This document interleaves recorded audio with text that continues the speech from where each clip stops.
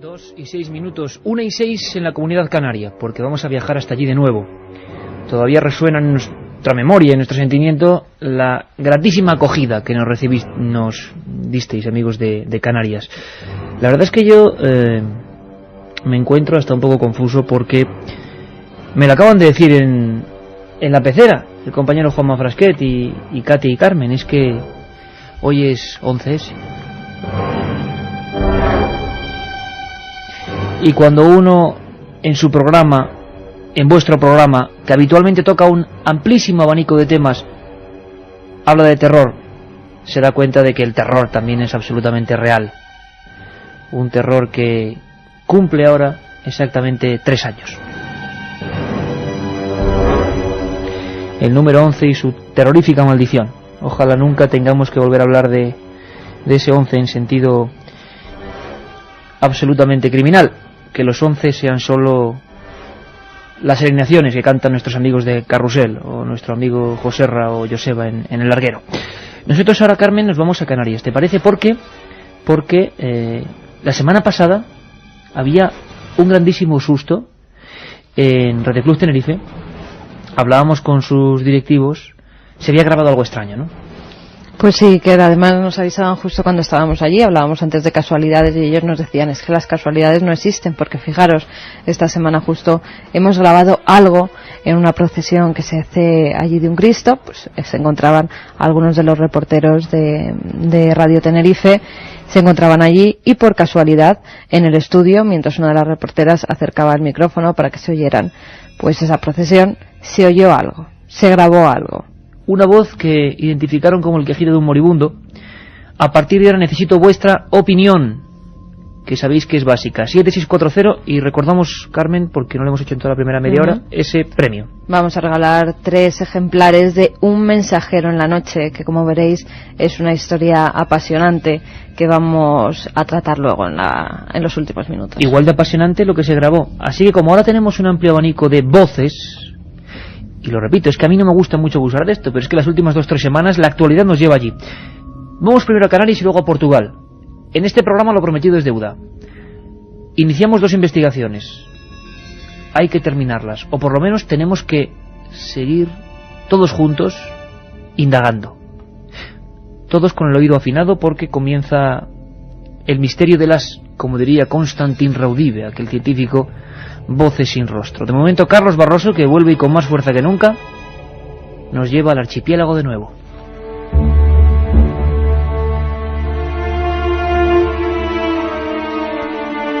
La semana pasada, una noticia alertaba a nuestros compañeros de la cadena SER en Tenerife. Una voz desagradable, como el quejido de un moribundo, surgía en una conexión en vivo en la procesión del Cristo de la Laguna.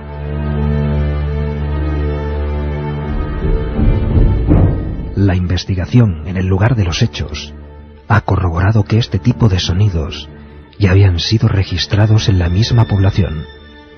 Un colaborador de Milenio 3, Héctor Pérez Fajardo, pudo grabarlos hace no mucho tiempo.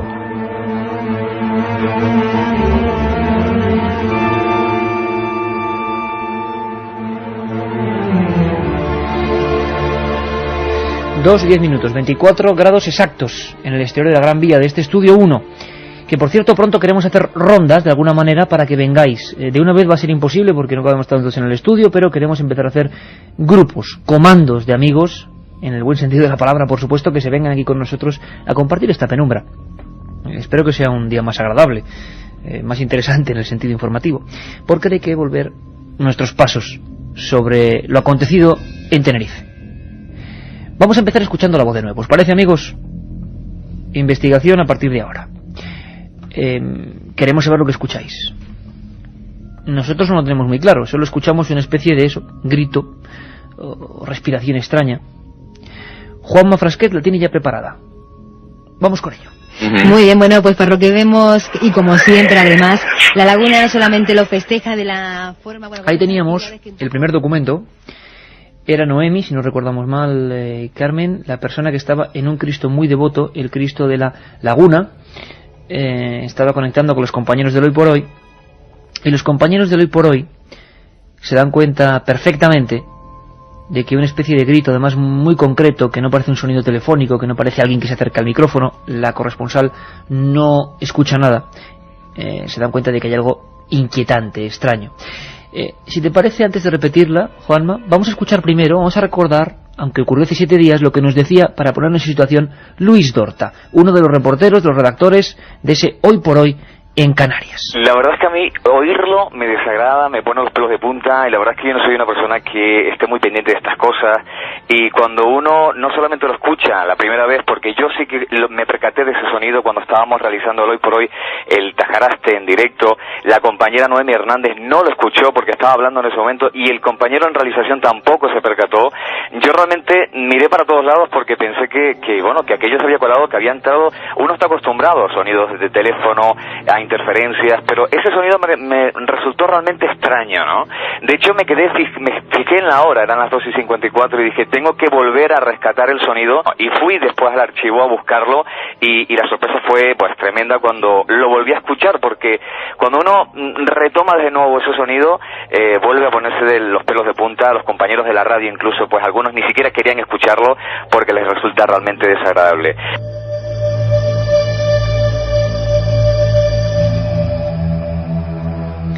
Y era la voz del compañero Luis Dorta. En el estudio nos dimos cuenta, o se dieron cuenta, mejor dicho, el César López del César, de que había una conexión con una voz previa, con una voz anterior. Fernando Hernández, el especialista en aborígenes que llevamos para hablar de las pirámides de Güímar, junto a Sebastián, uno de los responsables del complejo de Güímar, de repente dio la luz de alarma. De repente dijo que, caramba, esto me suena. Ella empezó una investigación paralela. Al parecer, en el mismo lugar, en la misma población, en la laguna, se habían grabado unas inserciones muy similares. Era curioso, era raro. De nuevo la casualidad, una especie de grito también mortecino, como un estertor, lo que sea, o un defecto de los micrófonos, por cualquier cosa en la Comunidad Canaria, aunque bueno, nos parece un poco extraño. Recordamos las palabras de Fernando Hernández. Que bueno, como bien decía el compañero José Gregorio, es curioso que esa misma, incluso en la misma entonación de voz, lo hayamos encontrado en la que obtuvo nuestro compañero Héctor, y lo curioso de esta que se ha recogido es la claridad, es decir, no hace falta poner especialmente el oído para escucharla, es decir, es clara y nítida, ¿no? ¿Es clara y nítida? ¿Vosotros qué opináis? ¿Qué pensáis? Pues mira, por ejemplo, Pilar de Madrid nos dice, caramba, con la ventana abierta a otros mundos. Yo entiendo que la voz es un susurro de desprecio. Mucha gente la semana pasada desde allí, emitiendo desde allí, decía chica, ¿no? Esa chica o una chica. Bueno, la escuchamos porque ahora viene la curiosidad, el comprobar cómo un tiempo atrás otros reporteros, en otras circunstancias, habían grabado algo muy parecido. Escuchamos de nuevo, Juanma, si te parece, esa psicofonía en la laguna hace apenas unas semanas. Muy bien, bueno, pues para lo que vemos, y como siempre además, la laguna no solamente lo festeja de la forma, bueno, con todas esas actividades que un poco... Bueno, ahí lo teníamos, Carmen. Otros amigos que nos dicen, no, la Iker parece que dice lo mismo que ella, pero al revés, lo mismo que Noemí. Y otro nos dice, yo creo que dice, vete niña, podéis ponerlo invertido, a lo mejor se entiende algo. Hicimos la prueba, porque se le ocurrió a Juanma, y en ese momento no se podía hacer, no ocurría nada especial, pero hoy sí vais a tener una cosa que no sé si es muy habitual. Nuestro técnico ha ralentizado algunas de las voces que vienen después, porque viajaremos a Portugal con más voces. Hoy es día de, como decía, de afinar oídos, y veremos qué, bueno, conclusión sacamos. Como siempre, la opinión es la vuestra. Nosotros no sabemos ni qué es esto ni qué deja de ser, ni de dónde viene, ni qué naturaleza tiene, por supuesto, pero que es curioso, desde luego. Decíamos su nombre, Héctor Pérez Fajardo, que es colaborador también de este programa y otro de los, bueno, pues hay que decirlo, activísimos investigadores canarios. Él tiene una sorpresa que contarnos. Héctor, buenas noches, amigo. Buenas noches, Iker, ¿qué tal? Bueno, primero encantado de saludarte, porque hablamos también de tus investigaciones cuando estuvimos allí en Tenerife. Hablamos contigo hace mucho tiempo, yo no sé exactamente qué fechas, cuando empiezas a publicar tú la historia de la Casa de la Laguna. Aproximadamente en el 2002, creo que fue hace 2 años ya. Y hablábamos de esto también, del Museo de la Laguna, que es donde tuvimos nosotros una inclusión que, como bien decía Fernando, se parece mucho a esta voz que se obtuvo en esta procesión, ¿no? Oye, Héctor, vamos a ver, ahora vamos a escuchar esa voz, una de las inserciones que es muy parecida. Yo ante todo quiero saber, tu opinión. ¿Había alguna conexión? ¿Tiene algo que ver con el Cristo? Una cosa es la procesión del Cristo y otra cosa lo que tú estabas investigando y entrevistando en esos momentos, ¿no? No tiene nada que ver en ese momento, no tiene absolutamente nada que ver. ¿Qué era exactamente lo que tú estabas haciendo en ese lugar y por qué? Bueno, estábamos investigando el caso en el Museo de Historia de La Laguna porque son cientos los testimonios que hablan de que está supuestamente encantado, ¿no? Incluso de se han visto espectros, voces, ruidos, etcétera, ¿no? El caso del museo es muy conocido por la famosa leyenda de Catalina, ¿no? Que parece que se aparece. Y los sucesos extraños que suceden en el museo son muy repetitivos, ¿no? Hablamos de pasos desde la sección 3 a la 6, que los que son de La Laguna, son de Tenerife, conocen muy bien el museo porque es bastante famoso, ¿no? No solamente por la leyenda, sino por la riqueza cultural, ¿verdad? Aparte de esto, son varios los sucesos extraños, ¿no? Repetitivos, como decía, desde la sección 3 a la 6, una vitrina que parece que se cae siempre, que es una vitrina que encierra un Cristo dentro, y es bastante pesada, y muchos de los miembros de seguridad, de la limpieza, administración del museo, etcétera, han oído cómo se cae esa vitrina porque hace un estruendo espantoso, ¿no? Y cuando suben, pues en realidad no ha sucedido nada, ¿no? Y claro, incluso hay una familias que se trasladan al museo para ver, sienten como decía, malas vibraciones en ese museo, ¿no? Y a partir de estos testimonios, pues nosotros decidimos pues entrevistar a todos los empleados del museo, y curiosamente todos habían tenido experiencias extrañas dentro de este museo, cosa que claro, no se hablaba mucho de estos sucesos. Héctor, decías que todos los empleados de alguna manera u otra habían tenido un encuentro con lo extraño. Incluso constatadas bajas médicas por el hecho de haber visto el espectro de esta chica, ¿no? La llaman Catalina porque lo que nos ha llegado con tradición oral de que la que supuestamente se aparece es Catalina, ¿no? Qué curioso. La verdad es que una vez más recuperamos la historia de edificios oficiales, o por llamarlo así, sí, que desempeñan una labor que tiene que ver con el lugar muy concreto, y muchas veces a nivel cultural o de administración, y que de repente, bueno, pues ocurren en su interior ese tipo de fenómenos. Bueno, la historia también ellos se beneficiaban en cierto modo para darle publicidad al museo. Organizaban las llamadas noches de miedo, ¿no? Que eran simplemente representaciones de la leyenda de Catalina dentro de las estancias del museo. O sea que el fenómeno, Héctor, está totalmente imbricado en lo que es la tradición cultural de allí. Sí, exactamente, sí. Qué curioso. Bueno, pues nuestro compañero Héctor resulta que estaba grabando a una de esas personas. Ahora nos contará un poco la historia, pero lo primero quizás sea escuchar la voz. Recordamos la anterior, los la ha puesto Juanma un par de veces, ese grito, y ahora vamos a escuchar otra cosa grabada, claro, 2 años antes. Todos muy atentos, por favor. Es otra manera, digámoslo así, otro grito, pero nos da una sensación absolutamente similar, y que además se cuela de la misma forma cuando una persona en ese entorno está hablando de un tema concreto. Otra especie de estertor para algunos. Bueno, vosotros opinéis, lo escuchamos. De raíles, cuando iba arriba me veo todo cerrado. Y no había, pero no lo tiene, en ese momento no tiene vibraciones grandes. Ahí teníamos uno de los gritos, una especie de grito como de dolor, ¿no? La grabación no es muy buena, hay que avisarlo, pero de repente surgía ese grito que es muy parecido al anterior. Vamos a hacer una cosa, Juanma, ya sabes que las noches que hay voces tienes que trabajar el triple, porque estamos de un lado para otro buscando cortes.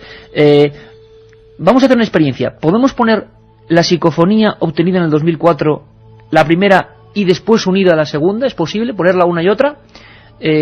Para que todos nuestros oyentes, 7640, puedan opinar. ¿Se parece, no se parece? ¿Son imaginaciones nuestras? ¿Son casualidades?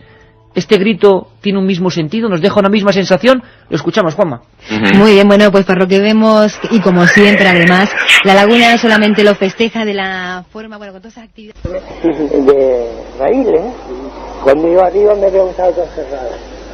Y no había, pero no lo tiene, en ese momento no tiene. Bueno, pues ahí estaba el documento. Héctor, ¿a quién estabas entrevistando en esta inserción supuestamente psicofónica? Entrevistando a Bernardo, que es uno de los guías del museo, uno de los más veteranos. Y curiosamente, la entrevista se la estábamos realizando a los pies del pozo que actualmente se encuentra pues tapiado, ¿no?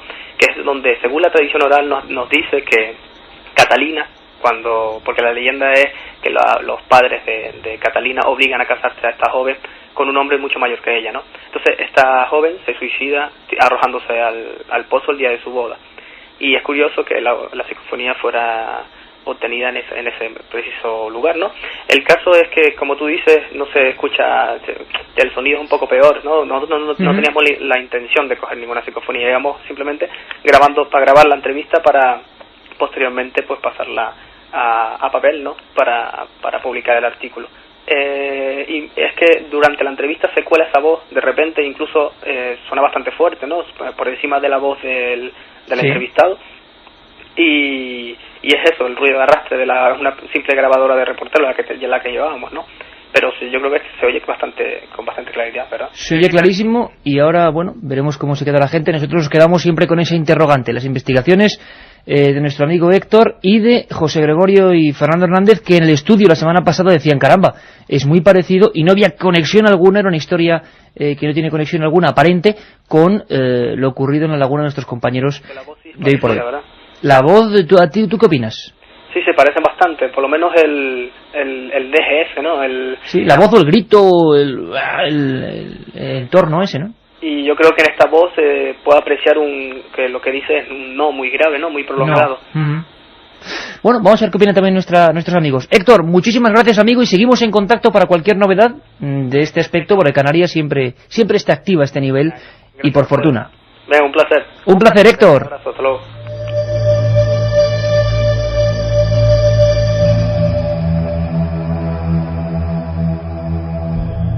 La otra realidad. Milenio 3. En la SER. 2:22. Y vamos con mensajes que nos envían al 7640, palabra clave milenio, como el de Alberto de Barcelona, que nos dice, a mí me parece que dice es la chica. Juanvi de Valencia, yo creo que dice no hay más visitas. Carlos de Alicante, yo escucho calla chica. Yo creo que no dice nada, parece un susurro agónico, nos dice otro amigo. Antes de escuchar chica, es como un susurro o una respiración larga. Saludos a todos los del programa, nos dice Sandra. ¿Y la gente coincide en que se parecen? ¿O disiente? Pues por el momento nos están diciendo solo lo que dice, lo que se entiende. Lo que se entiende. Dice como la primera, claro. Que dice otro Ernesto de Valencia, nos dice la voz, dice vete miña. Todo esto entroncaría, y si acudimos al esoterismo, al espiritismo más antiguo y también más rancio, hay que decirlo así, y del que hay que decirlo, yo particularmente no me fío mucho, pero ahí están sus datos, sus doctrinas, como otras cualquiera, desde luego científicas no, porque el espiritismo nunca ha tenido nada de científico, siempre si acaso de sorprendente, que también es importante.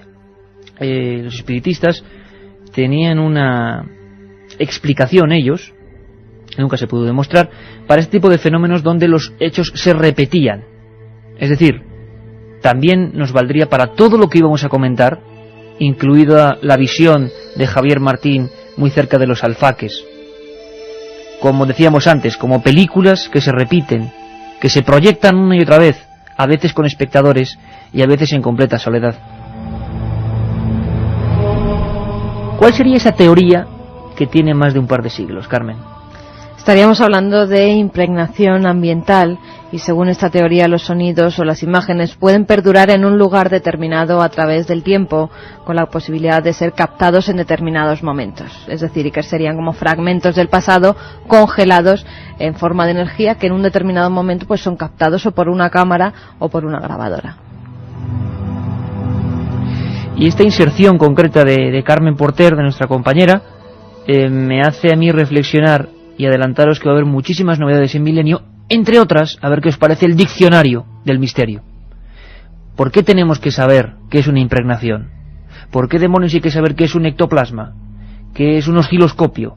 ¿Qué es mil cosas que tienen que ver en el fondo con el misterio? Bueno, pues sobre todo en las madrugadas de 3 a 4, aparte de las dramatizaciones que vuelven con todo el equipo de producción de la SER, aparte de 1000 historias nuevas, de 1000 secciones, vamos a tener los términos. Vamos a aprender un poco todos para saber manejarnos mejor, yo el primero, en estas historias. Impregnación, los alfaques, la laguna, sí, no, vosotros opináis.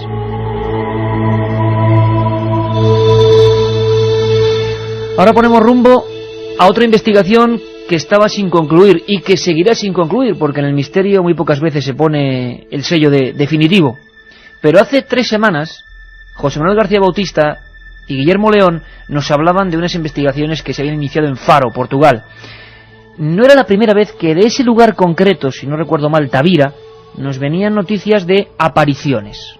Bueno, pues qué mejor programa que el de hoy para saber cómo van las cosas. Nunca dejamos nada a medias, procuramos por lo menos que tengáis toda la información. ¿Viajamos a Portugal? Vamos allá.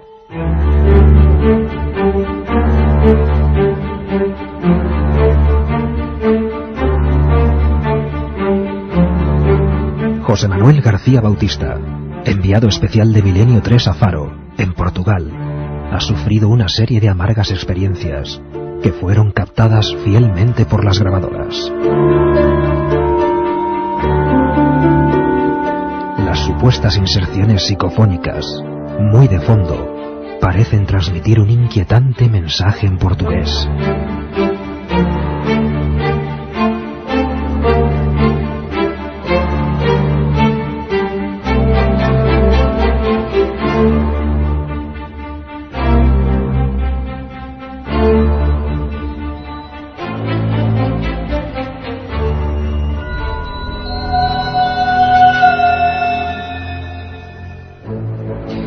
¿Cómo disfruta Frasquet, cuando lo digo? Ibas a tener que entonar un programa de esos de espiritismo, de apariciones. Siempre sobre el papel, amigos, siempre sobre el papel. Que aquí simplemente exponemos los hechos que nos van llegando. Intentamos, como hemos hecho con los alfaques, que tengáis toda la información. Si ocurrió algo, ¿qué ocurrió? Si hubo un periodista, ¿cuál fue el primero? Si hay un testigo, aquí está la voz. Es nuestra línea, mejor o peor. Nuestros compañeros estaban en Portugal. Uno sobre el terreno, pasándolo bastante mal me parece a mí, no es la primera vez, y otro desde el laboratorio, investigando lo que son unas voces, os lo advierto, muy complicadas. La curiosidad que están en otro idioma. Esto no es muy normal, pero hay que afinar el oído un montón. Un montón. José Manuel García Bautista, nuestro corresponsal en Andalucía. Buenas madrugadas. Buenas noches, Iker, buenas madrugadas. ¿Cómo estás? Pues aún sorprendido por toda la información que estáis dando esta noche, por supuesto, y por lo que nos trajimos de Portugal. Que no es poco. Vamos a saludar a Guillermo León, Sevilla. Buenas noches. Buenas noches, Iker. Compañero, hace tan solo un par de semanas por aquí estabas, ¿verdad? Exacto. Y ahora ya metido, nos prometiste que te ibas a meter también a fondo a analizar todo el material, ¿no? Exacto, un material bastante fuerte, ¿eh? Sí, pero a la vez de fuerte. Bueno, primero hay una cosa que a mí me ha parecido, amigos, muy fuerte, y abrimos aquí el debate, porque la voz que creo escuchar, y vamos de voces, la voz que creo que parece de fondo cuando está hablando José Manuel en algunos momentos, sí. Es una voz muy parecida, ¿no, José? Es una voz que parece que es la misma persona, una mujer. Sí.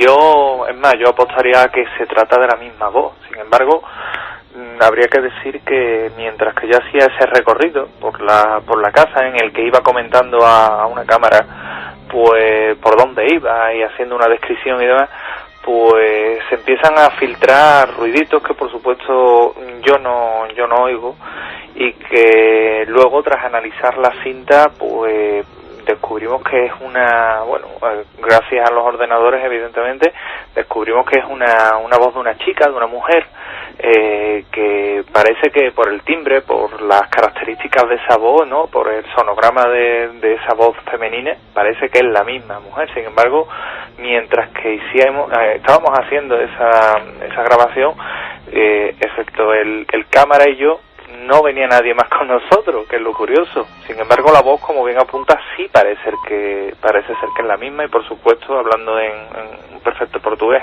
Oye, me vais a hacer un pequeño favor, y toda la audiencia que estará ahí atrapada con vosotros y con vuestras opiniones.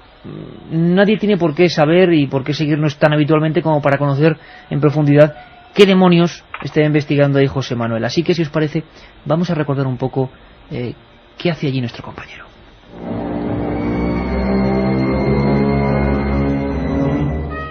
La investigación se llevó a cabo en una villa portuguesa situada entre las localidades de Tavira y Faro. Esta casa durante muchos años estuvo sin habitar, hasta que los actuales dueños la adquirieron y remodelaron, al igual que el extenso jardín que la rodea. La esposa del dueño anterior murió de una larga y penosa enfermedad, y su familia decidió irse del lugar para no seguir recordando. En 1997 es adquirida por la familia Méndez, y tras hacer una serie de arreglos comienzan a habitar en ella. Al poco tiempo de instalarse, comenzaron a escuchar extraños ruidos en la buhardilla, a los que no dieron en un principio mucha importancia, y los atribuyeron a simples roedores. Pero días más tarde empezaron a oírse gritos, lamentos, llantos y pisadas que no se sabía muy bien de dónde provenían. También las luces comenzaron a apagarse y encenderse inexplicablemente, mientras algunos miembros de la familia decían sentir olores desagradables e intensas oleadas de frío, aun siendo verano. Pero cuando de verdad empezaron a sentir miedo, es cuando observaron cómo una mujer de mediana edad, ataviada con una especie de pamela y traje de época, se paseaba por los jardines de su villa, realizando siempre el mismo recorrido. A los pocos minutos desaparecía.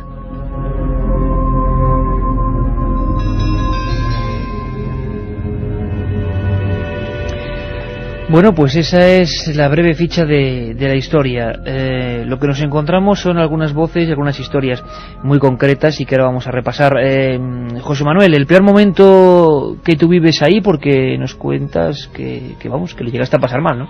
Sí, se pasa francamente mal, Iker, porque yo quiero que la audiencia se imagine, bueno, pues a una persona, en este caso yo, en medio de un extenso territorio, todo lleno de viñedos, tratando de buscar evidentemente una aparición espectral, fantasmal, vamos a llamarlo así, que me estaban informando por un walkie y que yo personalmente vi junto con 8 testigos desde una terraza, y que incluso hay diferentes tomas y diferentes fotografías de una luz y demás, y bueno, que cuando bajé in situ al sitio, pues yo no veía nada. Sin embargo, por los walkies, y casi histéricos, casi nerviosos, me estaban diciendo que lo tenía a 2 metros de mí.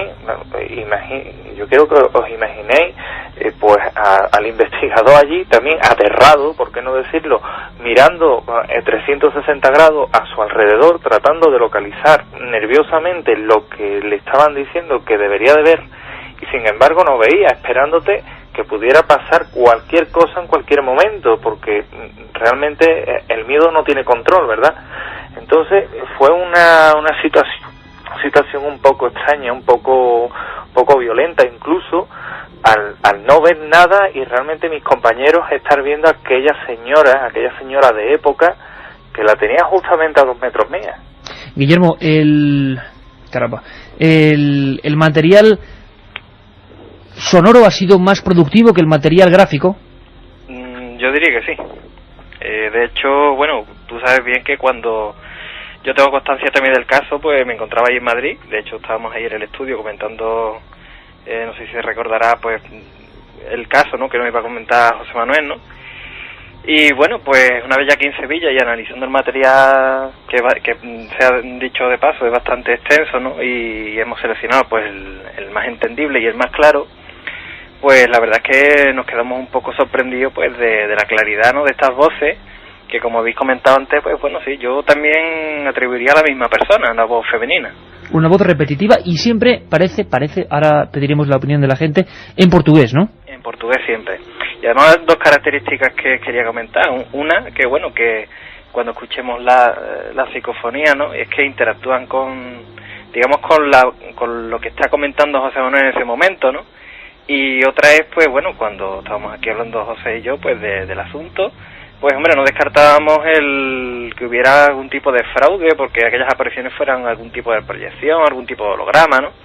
Pero claro, al tener esta evidencia sonora, pues digamos que le ha dado mucha más veracidad a lo que hemos oído, hasta tal punto que bueno, el domingo pasado pues nos acercamos los dos allí a la zona, ¿no? Porque claro, a mí personalmente me había traído bastante el caso.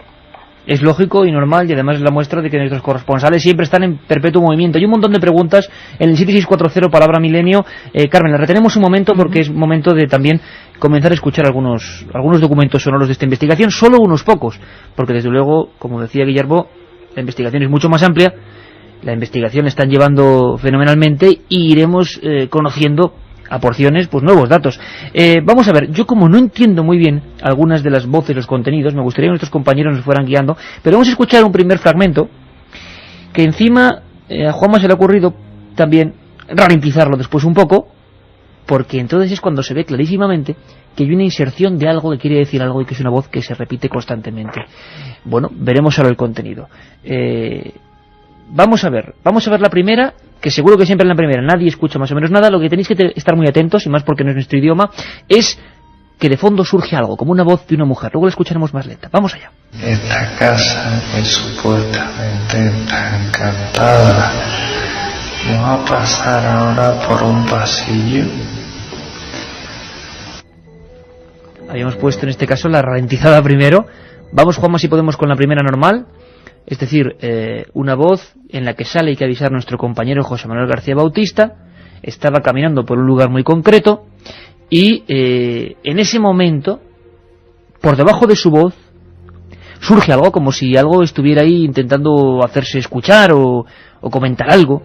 Es una voz un tanto aguda, es una voz que parece una mujer, y sobre todo quedaros con el tono, aunque sé y soy consciente, allí por los cascos lo oímos fenomenalmente, y como muchas veces ocurre, pues bueno, en otros ámbitos, por receptores, por radio, resulta que no se escucha igual. Os pedimos disculpas porque estos temas son siempre absolutamente, muy curiosos de mantener para la audiencia. Dicen, oye, que no se escucha nada, oye, que sí se escucha, que no, ¿qué tal?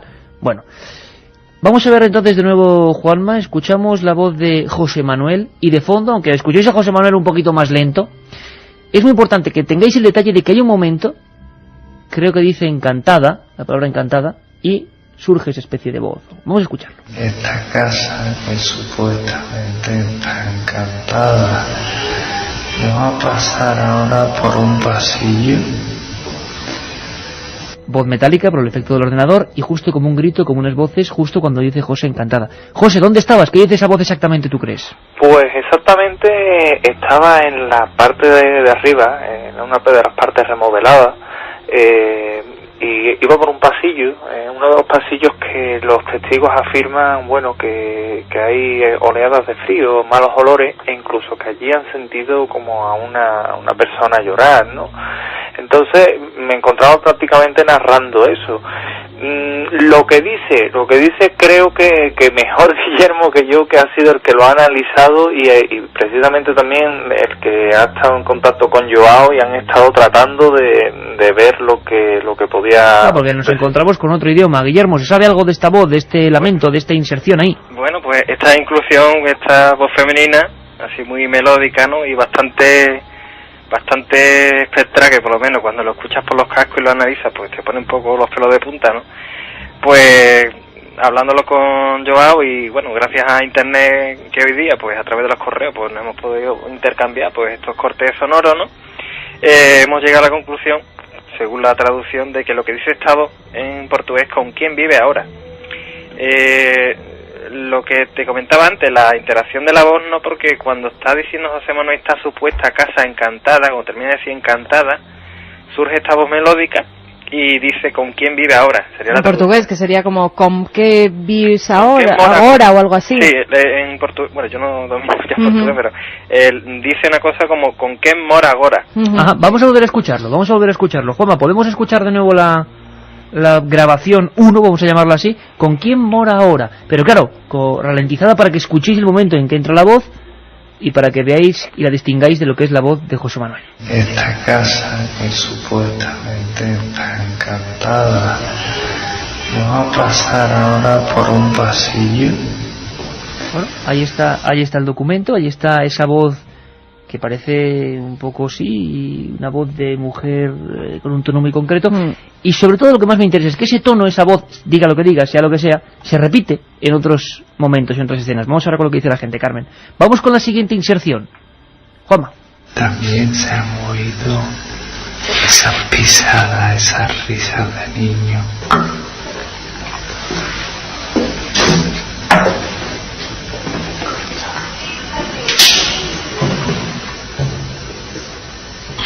Esta es la que dice Carmen, que parece que dice al final la voz, risas de niños. Sí, yo es que esta la entiendo en castellano, no la entiendo en portugués. Y entiendo eso, risas de niños, como si repitiera lo que tú dices. Hay una serie de sonidos, de golpes. José, la voz de José no es la psicofonía, eso hay que dejarlo muy claro, que es el efecto de ralentizar mínimamente la voz porque al ser tan rápidas cuando se pone en el original, apenas es consciente la gente, lo hemos estado probando antes. Vamos, si te parece, Juanma, escuchamos la voz de José Manuel García Bautista, más ralentizada, está caminando por un lugar, habla él de risas de niños, de un lugar donde le dicen que le están informando que hay risas de niños, y al final esa voz de nuevo, ese mismo tono, esa voz como aflautada que aparece al final, vuelve a hablar, parece que dice risas de niños, o no sé qué demonios puede decir. Lo escuchamos. También se han oído esas pisadas, esas risas de niño.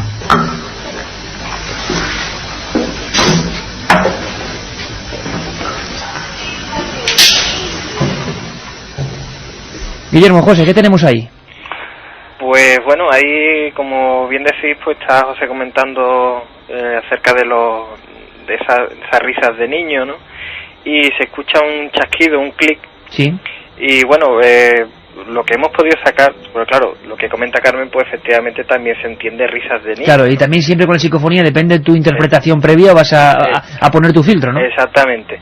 Pero bueno, observando y examinando lo que es exclusivamente el fragmento sonoro de esta voz femenina, pues hay un principio un poco confuso, pero bueno, después sí nos comentaba Joao que era muy claro, y decía, bueno, el final es ouvindo, que significa en portugués oyendo.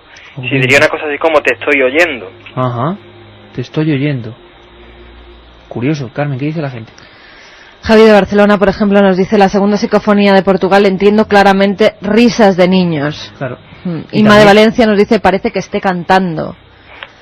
Keiko 37 es la voz de una mujer de mediana edad preguntando quién vive ahora. Se refiere a la primera de las psicofonías. Que es un contenido muy parecido al que realmente parece que dice. Estamos en el monte en silencio y parece la voz de una anciana o algo así. Alberto de Barcelona nos dice: la portuguesa me parece que dice ¿con quién vives ahora? Vamos a volver a escucharla, Juanma, si te parece. El documento, nuestro compañero está en un lugar muy concreto donde se dice que se escuchan risas de niños y parece te estoy oyendo en castellano. En portugués, pues como se diga, ahí aparece esa voz. Lo importante, yo creo que desde fuera, es que está clarísimo que aparece una voz que es la misma de la vez anterior, el mismo tono, el mismo timbre, y que dice algo. Vamos a escucharlo. También se han oído esas pisadas, esas risas de niño.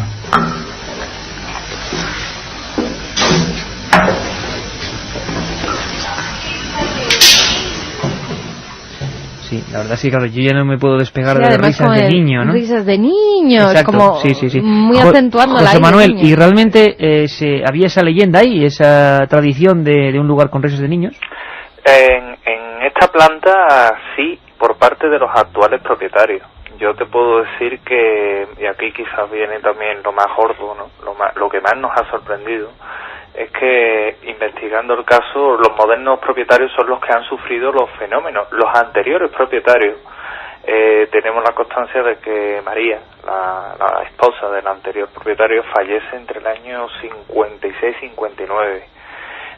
Nosotros nos hemos puesto en contacto con hijos de este matrimonio, que viven más al norte de Portugal, más por la zona de Lisboa. Y bueno, hemos estado consultando. Por supuesto no es grato hablar de este tipo de cosas, y menos cuando a lo mejor estás hablando de que el espectro de su madre puede estar por allí, ¿no? Evidentemente. Pero hombre, eso es en la teoría, claro. Claro, por la descripción que le hemos dado y demás, y luego la voz que le pusimos, no ralentizada, sino por lo que más o menos se oyen en lo que es la psicofonía.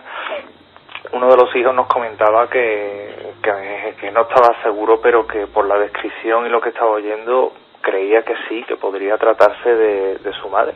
Vamos a hacer una prueba, José. Vamos a escuchar ahora una voz normal, sin ralentizarla, es decir, según sale, tal y como la captan las grabadoras, tal y como llega al laboratorio también de Guillermo León, para que veáis también el tono, el timbre, la manera en que entra en la grabación, y luego, si queréis, también podemos expandirla de alguna manera para ver si la captáis. Vamos con la tercera inserción. Esa es difícil de escuchar, ¿eh? Vamos a ver otra vez, Juanma, si podemos. Yo escucho la palabra y, como decían, tesoro algo, ¿no? Guillermo. Sí, en este tercer corte el contexto es bajando unas escaleras, ¿no? Bajando a una planta inferior, y bueno, pues se escucha otra vez esta voz femenina, y esta vez más que melódica, así un poco como quejándose, ¿no? Sí, más ofensiva, ¿no? Sí, y bueno, viene a decir en portugués un tesoro de Damai.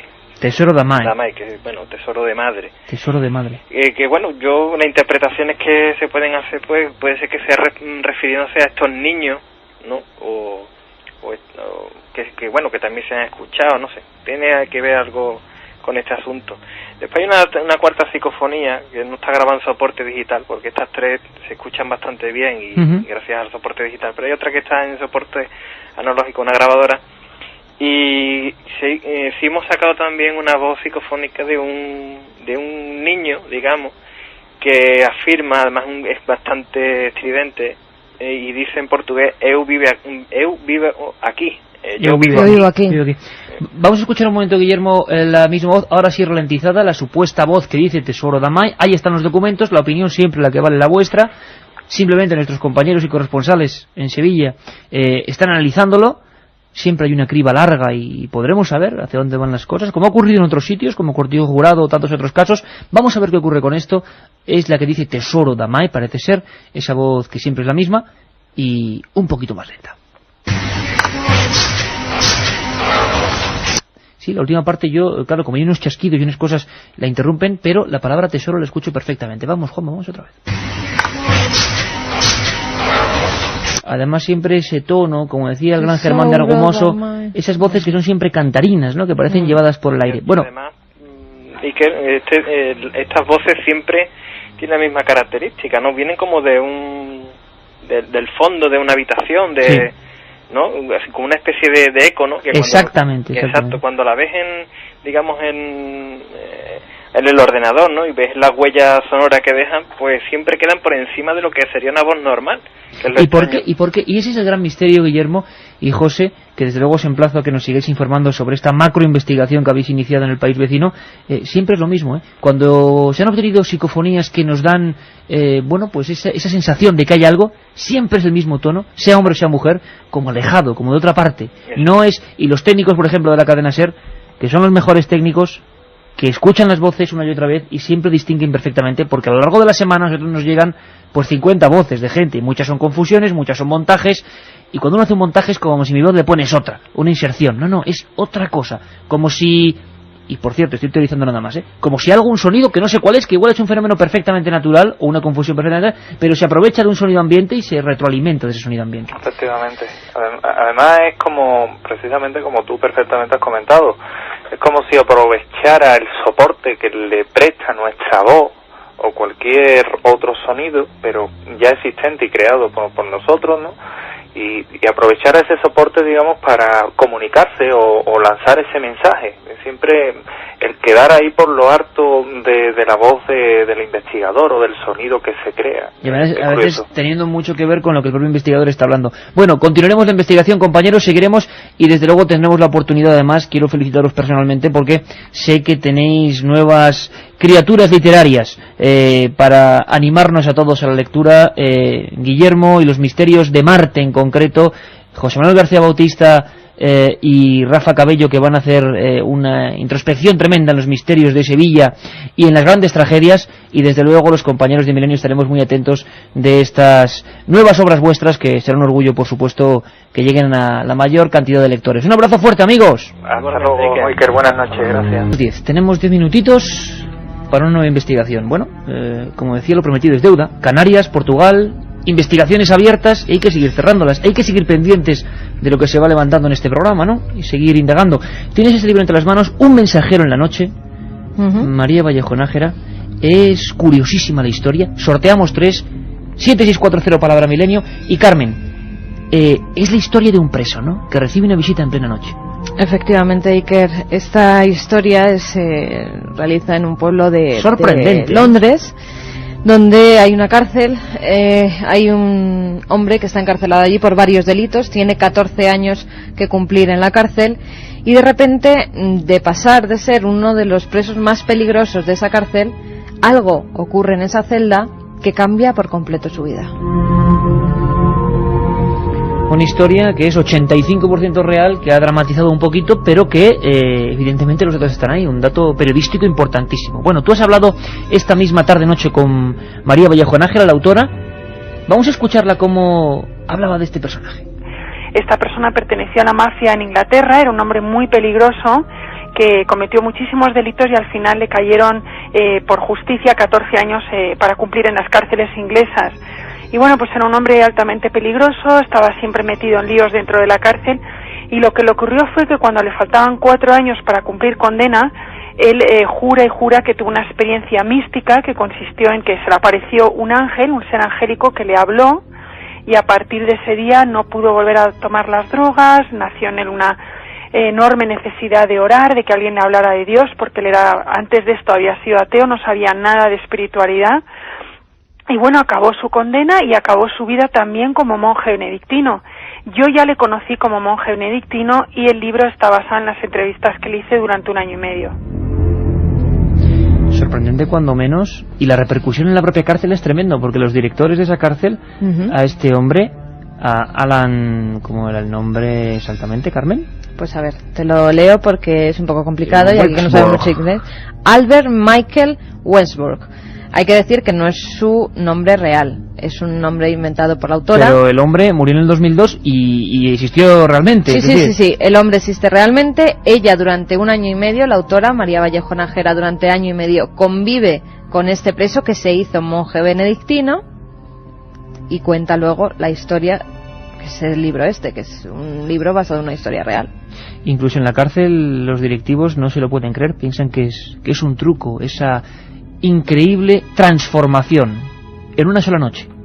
Le había visitado un mensajero dentro de la celda. Lo que ocurrió con los presos fue muy interesante, y esto para él también fue muy importante para darse cuenta que realmente algo le había pasado a nivel espiritual, porque él estaba rodeado de amigos muy agresivos. El protagonista de mi novela era líder dentro de la cárcel, era un hombre muy admirado, muy respetado, controlaba droga dentro de la cárcel, o sea, era un mafioso ya dentro de la cárcel. Y claro, sus compañeros ven de la noche a la mañana a una persona totalmente diferente. Era el mismo en cuanto a su inteligencia, su personalidad, con un cambio radical de bondad. Era una persona muy agresiva y muy temida, y de repente empieza a cambiar, a entregarse a los demás. Pasó de ser el navajero número 1 del grupo a intentar poner paz cuando había broncas, a intentar darles consuelo, y esto obviamente lo notaron, los primeros que lo notaron fueron los presos, ¿no? Una historia increíble. Además parece que se despiertan después de esta extraña visita de un ser en su celda umbría y lóbrega, un interés de estudio y una facultad increíble para aprobar todos los exámenes que le ponen delante. Sí, además, fíjate, Iker, porque anteriormente él no tenía ningún tipo especial de pasión por la lectura. Desde ese momento empieza a leer casi compulsivamente la Biblia, todo lo que cae en sus manos, todo el libro que cae en sus manos, y de ser casi una persona analfabeta pasa a sacar en todos los exámenes que les hacen, porque va un profesor a examinarle de determinadas materias que él decide estudiar, y en todos los exámenes saca matrículas de honor. En cuanto a la capacidad de estudio, fue absolutamente extraordinariamente sorprendente, ¿no? Era una persona poco literalmente educacionalmente mal formada, o sea, con pocos estudios, y estudió todo lo que pudo. En la cárcel en Inglaterra, si tú pides estudiar, te lo conceden dentro de una serie de limitaciones, ¿no? Y bueno, pues a él enseguida le dijeron que si quería pasar los exámenes para estudiar teología, que vendría una persona de la facultad más cercana a pasarle los exámenes, etcétera, y así fue.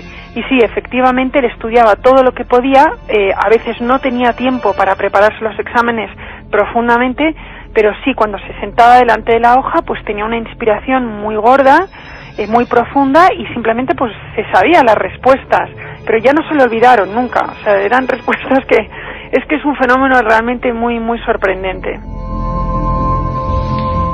Y vosotros opináis como siempre, ¿qué pudo ser? ¿Cómo era ese individuo? Era una aparición realmente, como ha ocurrido en otros casos. Yo le he pedido a Katia que buscase en los archivos, porque yo sabía una historia parecida en Vitoria, parece mentira. La muerte del buen ladrón, año 55, un condenado a muerte. El autor fue Primitivo Ibáñez y Argote. Un hombre que también, después de una experiencia en la celda, cambió radicalmente su pensamiento. ¿Qué es lo que vio este hombre, Carmen?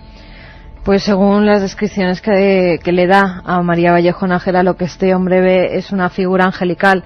Es un ángel que además luego, cuando sale de la cárcel, él pasa 4 años más en la cárcel después de esta aparición, y al salir de la cárcel él ve de nuevo a este ser y a otros ángeles. Incluso a la autora le dice que a ella también la acompaña siempre un ángel. Sea lo que sea, al menos dejemos buen sabor de boca después de tanto miedo hoy, ¿no?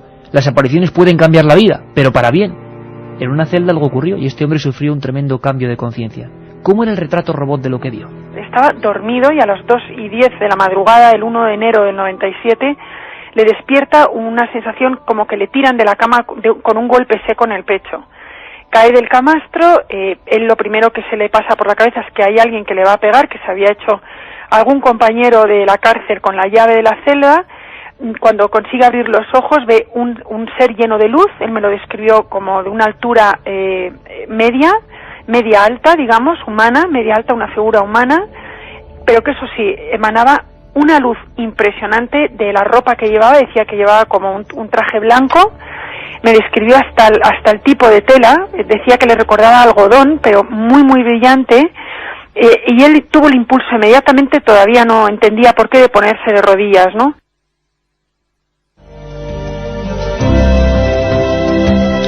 Lo decía la autora María Vallejo Nájera, la licenciada en Pedagogía y autora de este libro Un mensajero en la noche, que sorteamos 3 ejemplares. Katia, ¿qué cuenta la gente en experiencia curiosísima? Bueno, pues por ejemplo, en referencia al primer caso, hay un oyente que nos decía que nuestro corresponsal no veía el rostro porque podía tenerlo carbonizado. Bueno, es corresponsal el testigo, ¿no? Javier Martín, el primero que iba conduciendo por los alfaques, que decía que al final había un ser que no le veía el rostro. Decía porque estaba carbonizado. Sí, escalofriante, desde luego. Teresa nos dice: en mi pueblo, Cuarte, Zaragoza, hay una casa en la que desde los años 40 se oía a un niño decir que se está quemando. ¿Se han obtenido psicofonías del camping? Luis de Alcalá de Henares nos lo pregunta. Por lo que sabemos, no. Que había más historias misteriosas, sí, pero psicofonías no.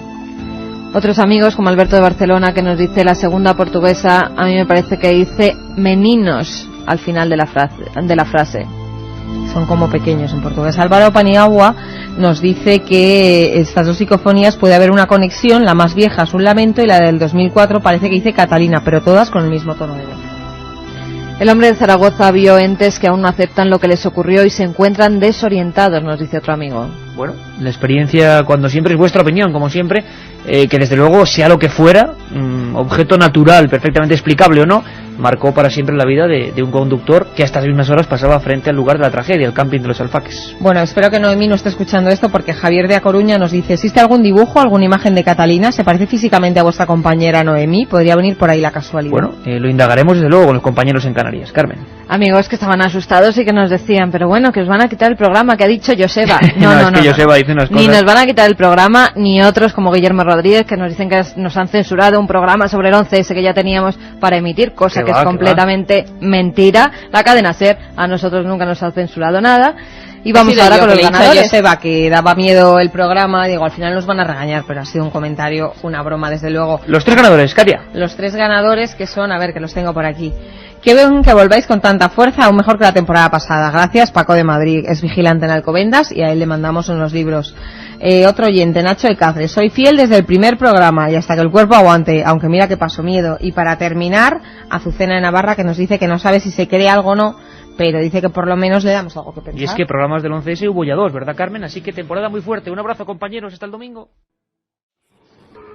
Poltergeist, duende ruidoso, espectro bromista.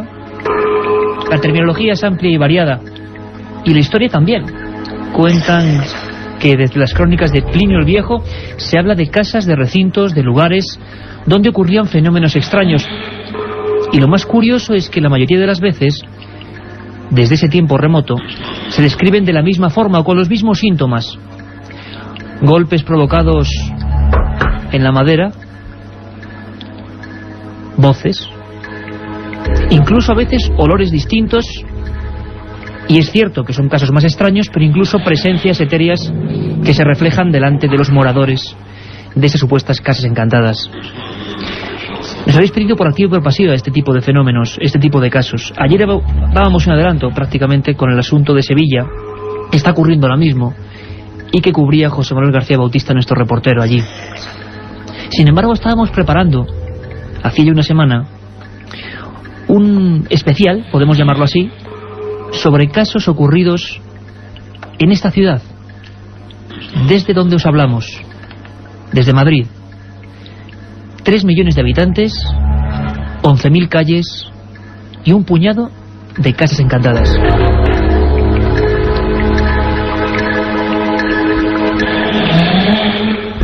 Somos Milenio 3, Katia Rocha, Carlos Barroso, Carmen Porter, buenas noches. Buenas noches, Iker. Este vuestro amigo Iker Jiménez, y en la nave del misterio, don Juan Carlos Ingelmón.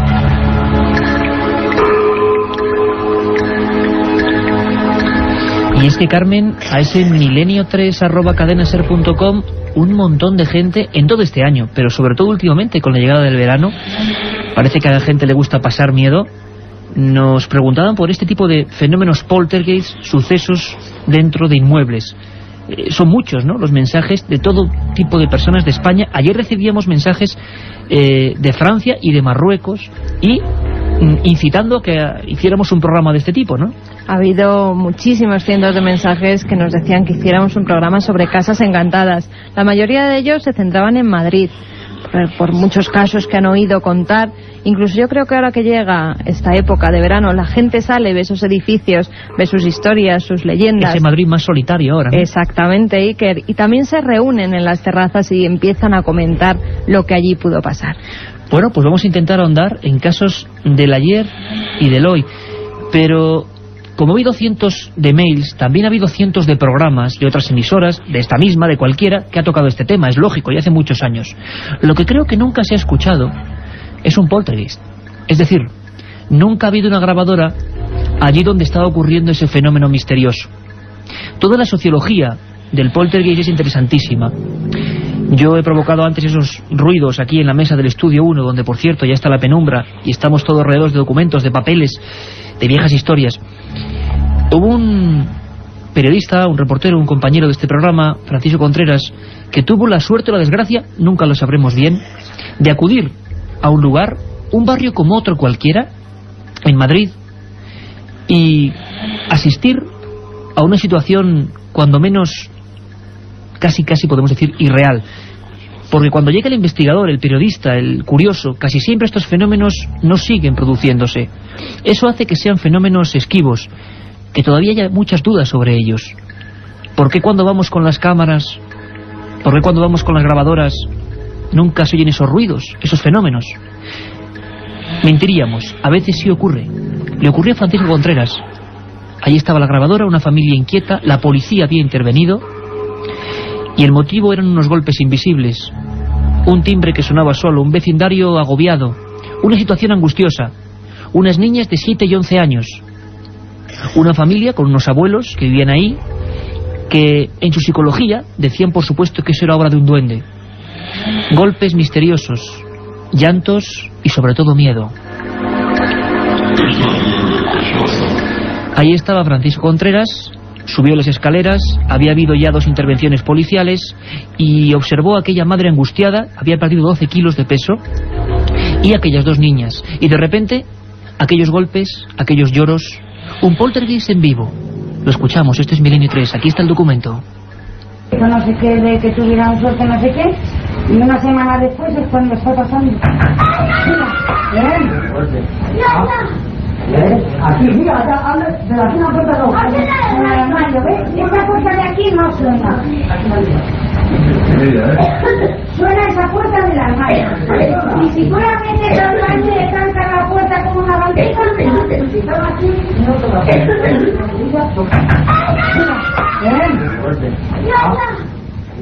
Aquí, mira, habla de la otra realidad. Fenómenos extraños. Misterios sin resolver. Milenio 3. En la SER. Ahí estaba, como siempre digo, el micro amarillo de la cadena SER, que se cuela hasta en esos sitios. Francisco Contreras, compañero, aquí a mi izquierda. Una situación muy concreta. Tú desde luego no te esperabas encontrar con esos sonidos, ¿no? Buenas noches, Iker, y buenas noches, Carmen, Katia, Carlos y a todos los oyentes de Milenio 3.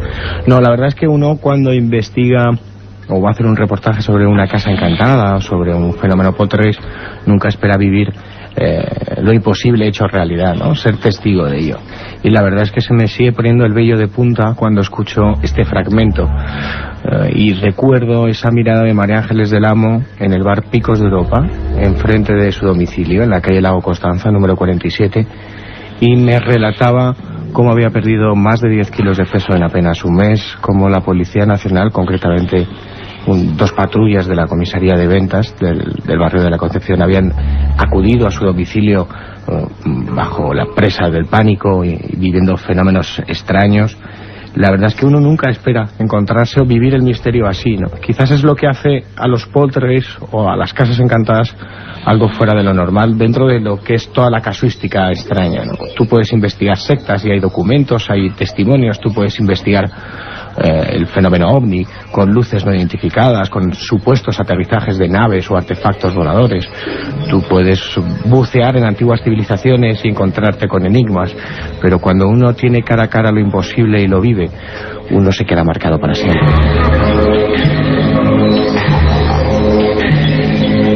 Como marcado se puede haber quedado mucha gente que, repito, y no creo que sea masoquismo, sino desde luego nuestra sensación de atracción hacia el miedo o hacia lo más desconocido. Y desde luego, ¿qué más desconocido puede ser algo que se está manifestando aparentemente en nuestra propia casa? Yo creo que nos quedan 45 minutos apasionantes. Vamos a tener a periodistas, documentos, voces, historias alucinantes y comisarios de policía demostrando que quizá noches como esta a veces tienen que acudir a sitios donde ocurren cosas difíciles de explicar.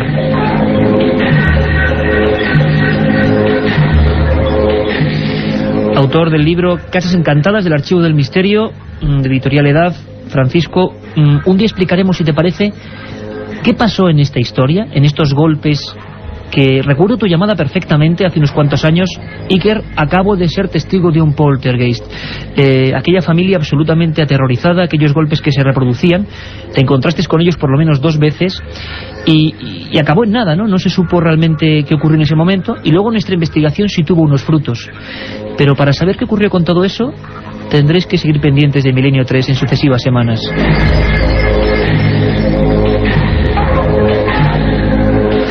Y tengo aquí sobre mi mesa, porque vamos a empezar esta investigación en vivo, este Madrid misterioso y desconocido y completamente oculto, pero que a veces se refleja en los periódicos. Por ejemplo, el diario El País, ni más ni menos. A toda página. No queremos publicidad, sino soluciones. Fenómenos misteriosos en una finca de Carabanchel, calle Toboso 73. Y se habla con nombres y apellidos de Antonio García, el comisario de aquella época de Carabanchel, que tuvo que hacer una investigación porque en un inmueble muy humilde, en un inmueble de casas de un barrio que crecía en aquel momento, entre descampados, estaban ocurriendo fenómenos insólitos. Esos golpes, quizás como los que hemos escuchado en la grabación de Francisco, mucho más fuertes, que retumbaban.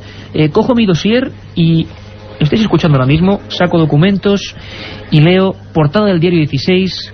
Casa de los Ruidos es un fantasma. Juan de Arespacochaga, alcalde de Madrid, aprueba una comisión para investigar los fenómenos. Luego dicen, por ejemplo, cuando el mulato Mauricio se aburre, la casa tiembla. Había en un tercer piso de aquella calle Toboso 73, que hoy no existe, hay un edificio nuevo, había una familia de jubilados, los Rodríguez Antúnez, y tenían adoptado un muchacho, Mauricio. De repente empezaron a ocurrir cosas insólitas, movimiento de objetos.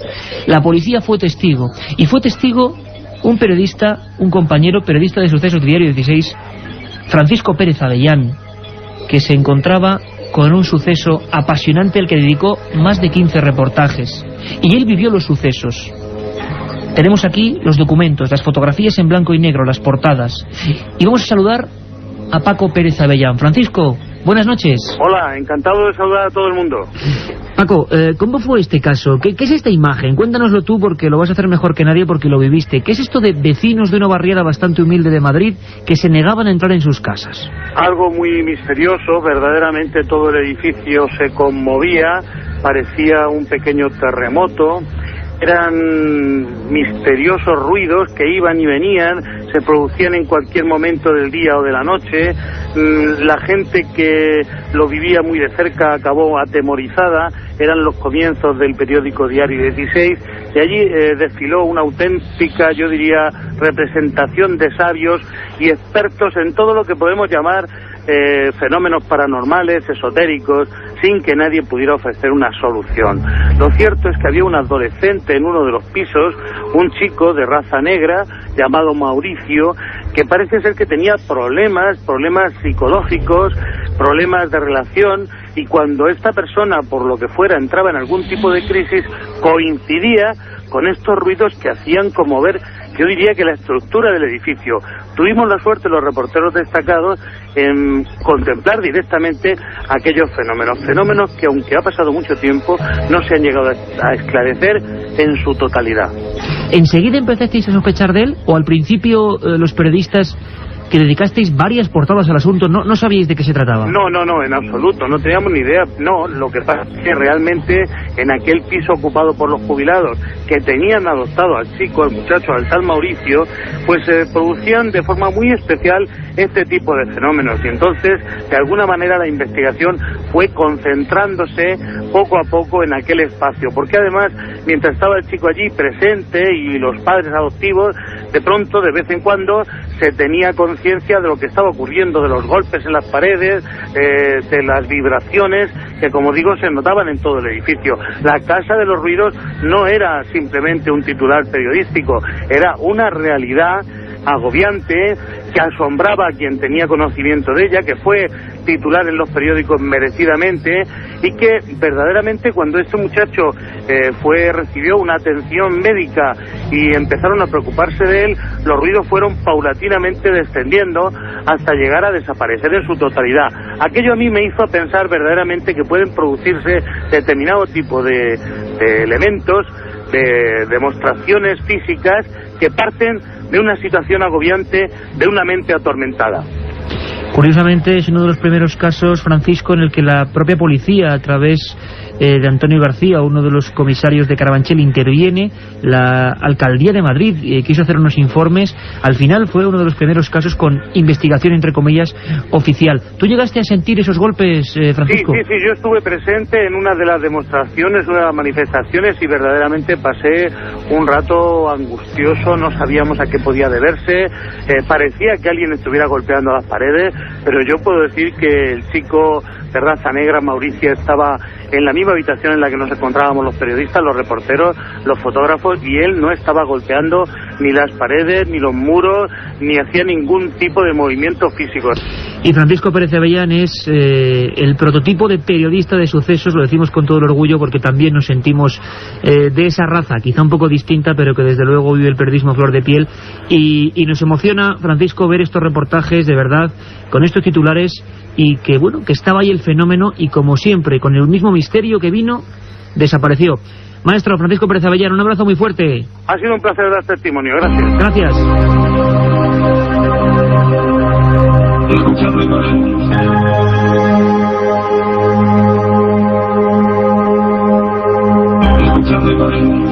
Milenio 3, con Iker Jiménez, en la cadena SER. Pues ahí teníamos a Paco Pérez Avellán, uno de sus primeros grandes reportajes. Fue la historia de la calle de los ruidos, la Casa de los Ruidos, Toboso número 73. Hoy hay modernos edificios ya allí. No queda ni rastro prácticamente de aquellos primeros polígonos que hicieron que cientos de personas pernoctaran fuera de sus casas. Enero del 77, no sé si lo hemos comentado o no, con varios grados bajo cero, y la gente se negaba. Ahí están los periódicos, ahí están las hemerotecas, las fotografías, a entrar dentro de sus propios domicilios. La culpa, esos misteriosos golpes. Una de las primeras historias, Francisco, con intervención oficial en Madrid, ¿no? Una de las más sobrecogedoras, sobre todo porque Mariano Gómez García, el comisario del Servicio de Distrito de Carabanchel, encarga toda una investigación a la Sociedad Española de Parapsicología, comandada en aquel entonces por Jordán Peña, ¿no? Yo pude hablar con varios miembros de esa investigación que difieren en lo que acaba de decir el maestro Avellán, ¿no? Hay mucha polémica en torno a la calle de Toboso. Ellos creían que ese mulato sí podía provocar los fenómenos, sí, pero ¿no? Que los provocaba él, directamente, ¿no? Era un fraude. Lo que pasa es que hay muchas personas, entre ellos el maestro Bellán, que difieren, ¿no? Que han visto la fenomenología y a Mauricio no intervenir en absolutamente nada. Estaban allí, por lo menos estaban allí, e incluso Germán de Argumosa, otro de los primeros pioneros de estos temas, acudió allí cuando ocurrió algo significativo. Se dio una primera explicación, como siempre suele ocurrir y veremos en estos casos. Se dijo que eran las obras de ampliación del metro de la línea de Valvanera. De la línea 6. Línea 6. Entonces lo que ocurrió fue que la gente lo creyó más o menos, aquellos tremendos golpes que en esa casa, en ese piso, estaban produciendo incluso agujeros en las paredes. Lo que ocurre es que llegó el día domingo, se pararon todas las obras y aquella noche los ruidos continuaban, si cabe, con más fuerza. Un caso tremendamente polémico y que además contó con otro tipo de elementos. Germán de Argumosa, facultado por la comisaría de Carabanchel, realiza experiencias psicofónicas. Y sabéis que ponemos siempre comillas a todo tipo de pruebas de este tipo, pero sin embargo ahí están y queremos rescatarlas. Enero 1977. Mauricio en la habitación. Golpes, movimiento de objetos, un puñado de periodistas sobrecogidos, silencio total y Germán de Argumosa, que introduce en lo que llamaríamos una cámara de Faraday o caja anecoica, cierra herméticamente su grabador, pasan los minutos y ahí surge una voz que siempre, según la interpretación de Germán de Argumosa y los allí presentes y los informes que se hicieron, era bastante angustiosa, difícil de escuchar, por eso lo hemos repetido 3 veces. Es una voz, parece de un joven, curiosamente, y dice de esta forma exactamente, con esta inflexión: tengo miedo. La escuchamos.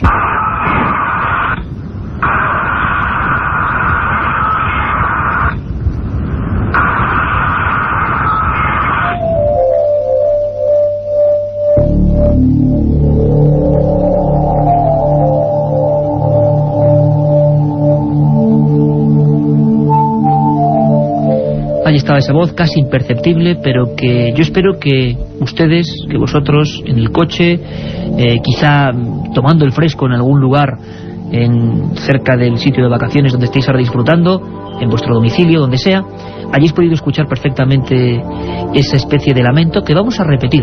Si Juan Carlos Ingelmo lo tiene por ahí y lo recupera en su Nave del Misterio, porque queremos que escuchéis por lo menos el dramatismo de estas voces. Yo lo hablo con compañeros, con Jorge Martínez, con Javier Rodríguez, con Geray, bueno, con mucha gente, con los técnicos de la SER, que son los que más saben del mundo del sonido, y me decían, es que no es como una voz puesta en el micro. Si yo digo tengo miedo, sale así, tengo miedo, y veréis que es algo como en otro plano, como muy lejano, y con una angustia tremenda. Lo escuchamos 3 veces. Calle del Toboso 73, tengo miedo.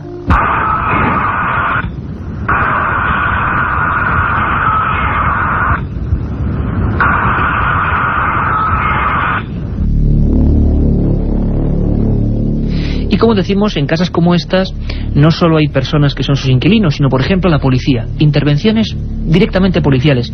Y sé que muchos estaréis pensando que hay casos como el de Vallecas, más célebre, o el Palacio de Linares, que hoy no vamos a tocar, porque merecen programas especiales y concretos. Sobre todo el Palacio de Linares, que creemos que tiene una historia antigua apasionante. Policías concretos que estaban allí. Y hemos querido preguntarle pues a una persona que consideran también ilustre maestro de muchos otros policías. Es hoy el comisario del Distrito Centro, el jefe de la comisaría del Distrito Centro de Madrid, es José Manuel Sánchez, y nos sorprendió, porque abiertamente nos hablaba de casos investigados, de archivadores llenos de este tipo de fenómenos que no salen a la luz, y sobre todo de fenómenos vividos por él mismo. Comisario de Centro, José Manuel Sánchez, para Milenio 3. Lo primero que tiene que hacer es verificar la verdad, porque nosotros se nos ponen unos hechos en conocimiento y tenemos que intentar descubrir la verdad. ¿Qué puede ocurrir? Pues hombre, evidentemente si por ejemplo en una casa aparece una cosa extraña y aparecen por allí moradores distintos, se ha podido cometer un delito, que es un delito de allanamiento de morada, o alguien que se sienta coaccionado o intimidado, y estamos obligados, nos pagan para que lo intentemos descubrir. Lo que ocurre es que naturalmente nuestros conocimientos son muy limitados, ¿no? Pero ahí se abre lo que nosotros llamamos un suceso. Se abre una página de cualquier persona llama al 091, le cuenta una cosa de esta, se abre un suceso. Va a un coche, empieza a investigar, describe lo que ve y se le pasa a unos investigadores. Y estos investigadores, dependiendo de la calidad de ellos y de todo lo demás, pues van descubriendo cosas, pero naturalmente tenemos que investigarlo. Seguro que casos para Milenio 3 en cualquier comisaría, particularmente en el centro, que tiene tantas casas antiguas, con tanta historia, con tantas cosas que decirnos, tenemos por centenares, pero que no habremos actuado bien. Pero yo he tenido casos muy concretos. Por ejemplo, todo lo que es el Palacio de Linares me pilló a mí, siendo yo el comisario del distrito de centro, y bueno, ahí yo mismo pude verificar o pude tener sensaciones que no soy capaz de explicar. Ahí teníamos al comisario que vivió en sus carnes y nos lo contará con detalle cuando hagamos ese especial, ojalá sea desde la Casa de América, desde el recinto cuya base es ese misterioso Palacio de Linares. Importante, Carmen Porter, que la policía, bueno, pues abiertamente este programa nos comente que hay un montón de casos, sobre todo en el centro de Madrid, con casas muy antiguas, y que están ahí para Milenio 3. Habrá que investigar, ¿no? Habrá que investigar en esos archivos del que nos hablaba José Manuel Sánchez, el policía valiente por contar su testimonio, porque muchas veces nos enfrentamos pues a compañeros suyos que no quieren relatar los hechos. Que han intervenido pero cuyas bocas están selladas. Por supuesto, y que además es muy difícil que policías así hablen tan abiertamente de estos casos, y por supuesto que si nos deja, investigaremos en ellos. José Manuel Sánchez, Distrito Centro y maestro de policías en Interpol. Francisco, es importante, ¿no?, saber y ampliamente comentar que de vez en cuando, claro, no son habituales, pero en Madrid ocurren este tipo de sucesos. En Madrid y en toda España, ¿no? Quizás el gran problema que tienen las fuerzas de seguridad del Estado cuando reciben una llamada pidiendo auxilio porque en una casa o en tu casa están ocurriendo fenómenos extraños es que se quedan atados de manos. Es decir, efectivamente hay un parte de incidencias, un informe en el que se denuncian. Si el caso tiene connotaciones peligrosas o truculentas o lóbregas, bueno, pues se investiga, van unos investigadores, pero normalmente se archiva porque no hay explicación. Yo te podría adelantar dos cositas. Ahora mismo en una provincia andaluza un compañero nuestro está investigando un caso, estamos trabajando poquito a poco, la policía científica lo va a tener que cerrar porque no hay solución. Se ha encontrado absolutamente con nada. Es decir, no hay explicación, no hay lógica, no hay pruebas, no hay datos, no hay... El suceso se acaba, porque no es lógica. En esos archivadores, Francisco, que nos comentaba José Manuel Sánchez, Distrito Centro, comisario de Madrid, a veces ocurren fenómenos, quizá los más llamativos sea, y luego vamos a hablar del Reina Sofía, y de la extraña tienda, el baúl del monje, donde incluso aparecen presencias o fenómenos más violentos. Pero algo que nos puede inquietar, por ejemplo, a una redactora de la revista Más Allá, por ejemplo, a Clara Tahoces, que ha hecho un libro magnífico que es Guía del Madrid Mágico, donde ella empezaba a indagar el pasado ancestral de esta ciudad deshumanizada, pero que sigue teniendo raíces mágicas. Ella, y lo vamos a recordar en un minuto, estuvo aquí en uno de los primeros programas de Milenio 3, como ejemplo de que a veces no somos conscientes de un fenómeno en una casa misteriosa o donde ocurren o hay personajes misteriosos, y luego, por ejemplo, al transcribir una entrevista nos encontramos con que entre la entrevistadora y nosotros, o esta periodista, había alguien más. Es el caso de Clara Tahoces, a la que vamos a saludar en unos minutos. Clara Tahoces estaba haciendo una entrevista a Juana López Manjón, y vamos a recuperar ese documento porque creo que es espectacular. Es una de las voces más claras que hemos oído nunca entrometerse. Estaba entrevistando a una persona que ya de por sí era misteriosa, mitad curandera, mitad sensitiva. Esta mujer hablaba y de repente, entre medias, en la transcripción de la entrevista aparecía una voz de las más claras que hemos escuchado. Este sería otro fenómeno que ha ocurrido en Madrid muchas veces y que es típico y que hace que se alarmen las personas, voces paranormales. Nosotros sabéis que tenemos una sección en que recuperamos un minuto de Milenio 3 con nuestro cronómetro especial, y lo hacemos para recordar historias apasionantes. Así lo recordábamos con Clara Tahoces, que en apenas un minuto también va a estar con nosotros en vivo, lo que le ocurría, lo que pasaba, y sobre todo escuchamos de nuevo esa misteriosa voz.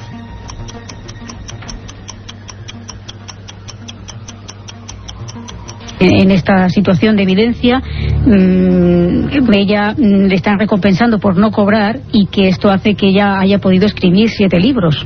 Y de repente, Clara, una voz. Yo estoy transcribiendo, yo oigo una voz que dice, no sé si lo podemos escuchar o se va a oír claramente. Sí, dilo. Más los que te quedan. Como si fuese una persona, no había absolutamente nadie entre la entrevistada y la entrevistadora. Juana López Manjón, la vamos a escuchar, dice: he escrito 7 libros de una forma muy vehemente, y de repente una voz pero a un nivel que es extrañísimo que surja así, dice, más los que te quedan. Estaban solo periodista y entrevistada. Lo escuchamos. Por eso me han recompensado para que escriba 7 libros. Más los que te quedan. Por eso me han recompensado para que escriba 7 libros. Más los que te quedan. Clara, altavoces, ¿de quién es esta voz? No lo sé. 1937. 200 personas mueren trágicamente en el santuario de la Virgen de la Cabeza. 1971 aparece el fenómeno de las caras de Belmez. 2003. ¿Qué relación existe entre estos dos episodios? Descúbralo en Tumbas sin nombre. Un apasionante libro de Iker Jiménez y Luis Mariano Fernández. Una tragedia, un misterio, una investigación. Editado por Editorial Edad. La otra realidad. Milenio 3. En la cadena SER.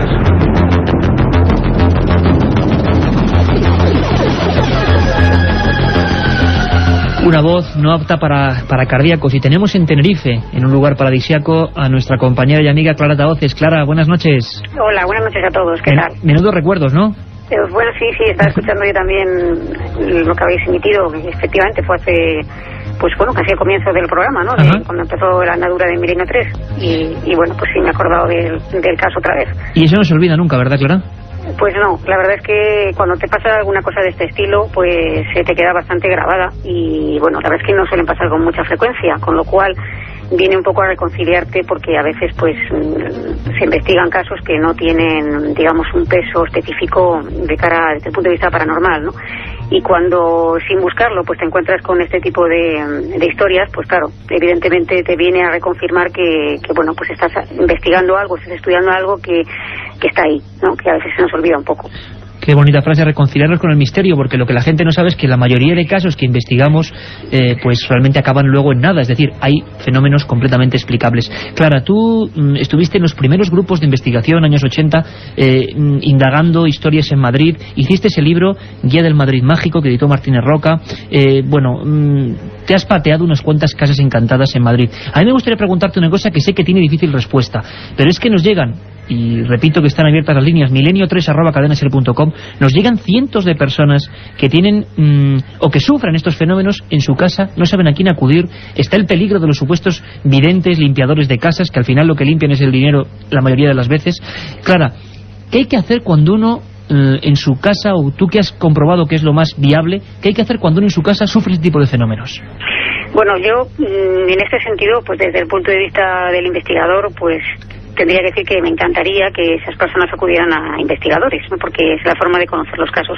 Pero desde el punto de vista, digamos, ético, yo no recomiendo remover los casos. Es decir, acudir a videntes o acudir a personas de dudosa reputación para que nos hagan una limpia, entre comillas, de la casa, o nos realicen algún tipo de ritual para quitarnos eso que parece que estamos viviendo, no parece la solución más viable desde el punto de vista psicológico. Y es que estos fenómenos tienden a agravarse cuanto más se escarba en ellos. Entonces, quizá lo mejor sería mantener la calma e intentar primero ver si ese fenómeno que se está sufriendo tiene algún tipo de explicación lógica y racional. Eso es lo primero, ¿no?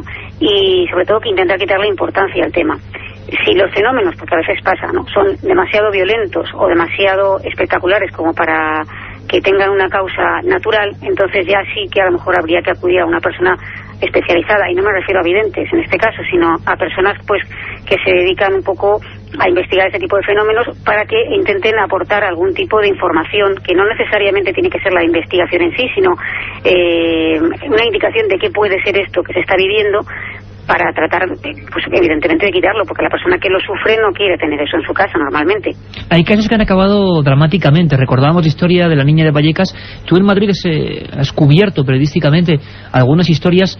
Yo recuerdo algunas, si no recuerdo mal, en Coslada, por ejemplo, donde las familias, los inquilinos, tuvieron que acabar huyendo de las casas, Clara. Sí, más de un caso que he conocido de personas que con posterioridad análisis del caso, o incluso cuando te llega el caso, ya esas personas han abandonado el inmueble porque no les ha quedado otra solución. Y, hombre, es triste porque tal y como está el problema de la vivienda en España, especialmente en Madrid, pues el tener que hacer esto que supone que ya la persona no aguanta más. Es decir, una situación completamente desesperada y bueno, pues no optan por la solución de marcharse, ¿no? Efectivamente. Clara, de todos los casos que son unas buenas decenas que tú has investigado, centrándonos en Madrid como esta noche estamos haciendo, y quizá apartándonos un poco de los casos clásicos como Palacio de Linares o Vallecas, ¿a ti cuál ha sido personalmente el que más te ha impresionado? Bueno, a mí a nivel personal, un caso que se le llamó el caso Embajadores, que curiosamente ese caso no está reflejado en el libro. Pero en este caso, digamos que de alguna forma tuve una cierta implicación, entre comillas, es decir, que estando presente en una de las visitas al domicilio, un domicilio también por la zona, digamos, más antigua de Madrid, pues bueno, en una de las ocasiones sucede que estás presente cuando pasa algo, ¿no? En este caso fue una fenomenología tipo RAPS, que son una serie de golpes que generalmente van asociados con el número 3. En una de las habitaciones, estando todas las personas que estaban en ese momento en la vivienda, estábamos sentados en el salón y sonaron pues como 3 golpes muy fuertes, muy secos en una de las habitaciones, y el perro que estaba por ahí por el pasillo salió despavorido y se metió debajo de los pies del propietario de la vivienda. Y acto seguido la temperatura del inmueble empezó a descender de forma muy brusca, y teníamos puestos termómetros, y en cosa de pocos segundos la temperatura descendió por como 5 grados, habiendo colocadas 2 estufas y, si no recuerdo mal, la calefacción. Y porque era una casa fría, ¿no? Y entonces nos levantamos a ver para ver qué sucedía, y esto estábamos grabando toda la charla con estas personas. Los golpes aparecen reflejados en la cinta incluso, y en ese momento en el que pregunta la propietaria de la casa qué ha sido ese golpetazo, ¿no? Pues se oye una especie de voz mezclada también en la conversación, como ronca, seca, masculina y fuerte, que parece pronunciar una frase que hasta la fecha no sabemos qué es lo que dice, no se entiende bien, ¿no? Pero sí te puedo decir que cuando los levantamos para ver de dónde provenían los golpes, pues una corriente de aire nos sorprendió en medio del pasillo, y no te puedo asegurar que no había ninguna ventana abierta. Pero vamos, cuando te hablo de corriente de aire me refiero a que se llegaron a mover los pelos. O sea, fíjate la fuerza, ¿no?, de este aire. Y digamos que este es el caso que a mí particularmente me ha impresionado más, porque normalmente cuando llegas a los casos sí te cuentan cosas muy impresionantes, pero llegar a sentir o ver algo es muy difícil, siendo pues que no vas a estar en el domicilio 24 horas de vigilancia, ¿no? Y bueno, pues cuando tienes la suerte de frecuentar mucho pues un caso, ¿no?, una casa, o te permiten, pues a veces tienes la suerte de presenciar o de sentir algo, ¿no?, como en este caso. Francamente impresionante, y más a estas horas. Clara Tavoces, compañeras, sobre todo ese mensaje, sabemos que es difícil para quien vive estos fenómenos, pero tranquilidad, y muy importante no entrar en la espiral de sugestión que siempre provoca malos resultados. Un abrazo fuerte, compañera, y muchas gracias. Gracias a vosotros, un saludo para todos.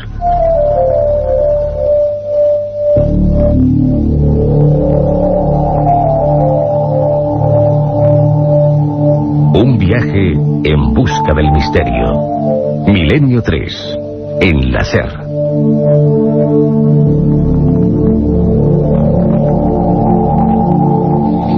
Menos 20, y Clara Tavoces, que bueno, nos contaba parte de sus secretos de investigadora. Es difícil ver a una mujer acudiendo a este tipo de fenómenos tan bizarros, tan fuertes, y que pueden provocar pues tantas emociones dispersas. En Madrid tenemos una historia riquísima de casas encantadas.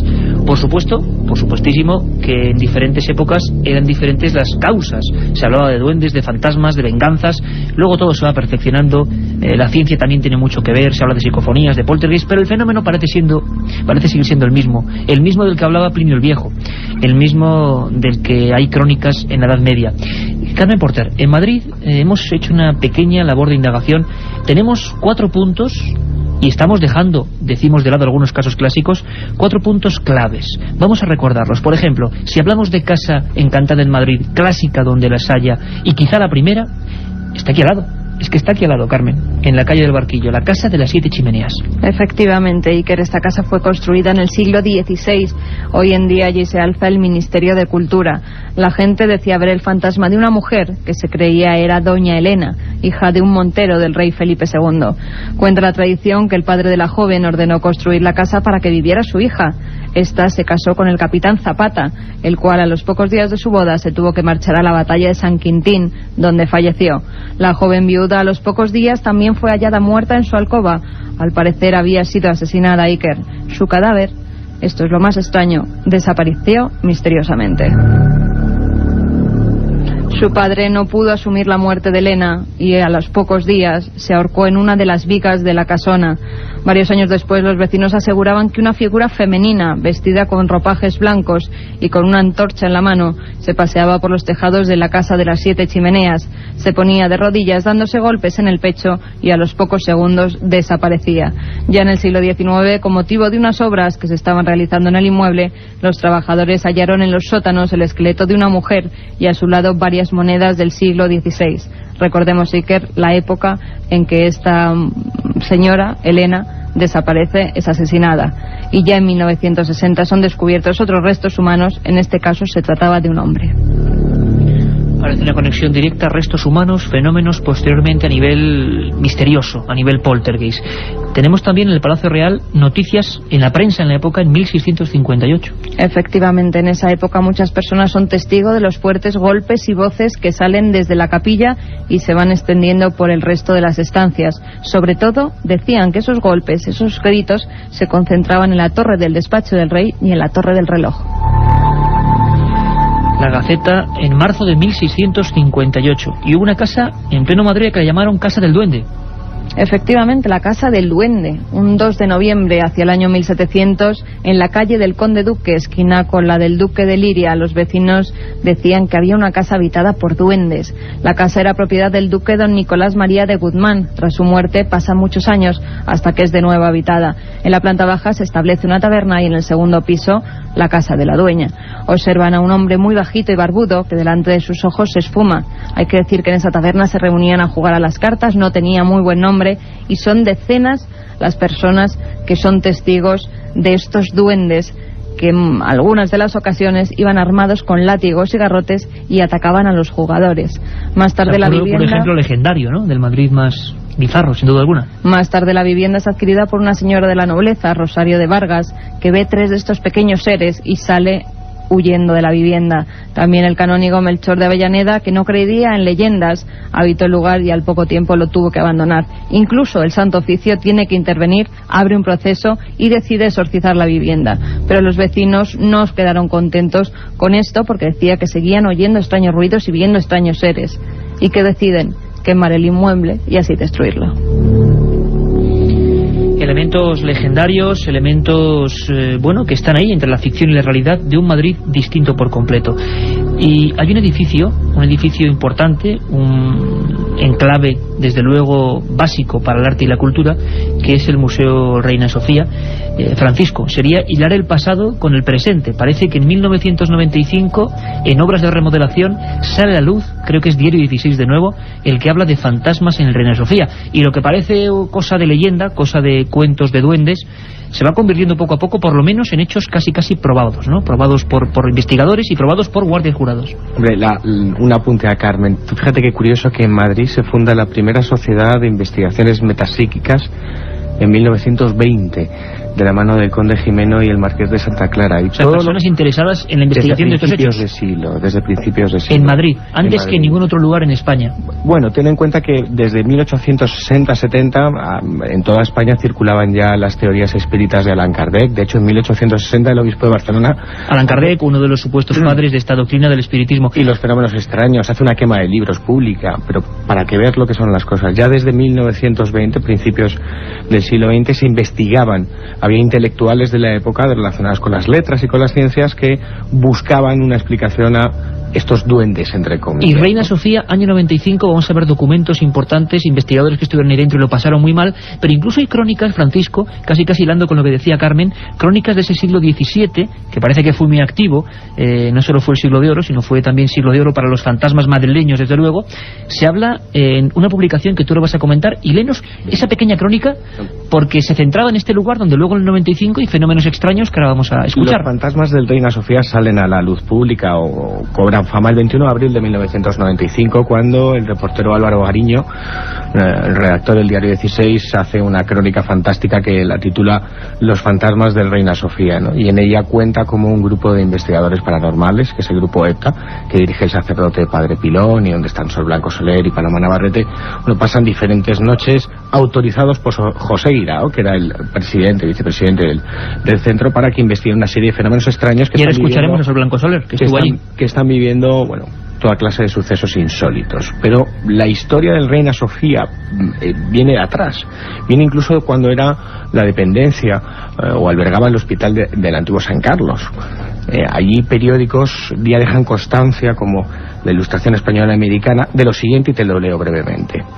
Los enfermos se asoman por las ventanas del hospital cuando atardece para tomar el aire y descubren sus rostros amarillentos, algunos casi moribundos, rostros empalidecidos por la enfermedad, o quién sabe si por el sufrimiento de pernoctar en un edificio donde suelen ocurrir cosas extrañas, nunca explicables, apariciones y ruidos fantasmales, según se quejan los propios enfermos.